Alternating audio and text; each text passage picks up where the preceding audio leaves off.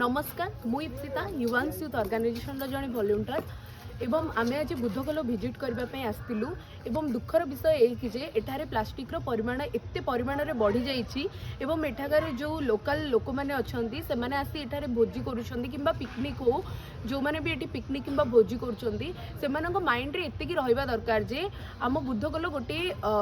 Ganjam district गोटे बहुत सुंदर जगहटे एवं गोटे बहुत सुंदर टूरिस्ट प्लेस टे किंतु सेमाने प्लास्टिक रो परिमाण एते वृद्धि कराई देउछन जे प्लास्टिक रो परिमाण बहुत वृद्धि होबारे लागिछि एवं जगहटीर सौंदर्य मध्य कमिबारे लागिछि एवं मु एठारे जो माने भी आसुछंदी पिकनिक करबा पई किंबा भोजी करबा पई सेमानकु गोटे अनुरोध करबी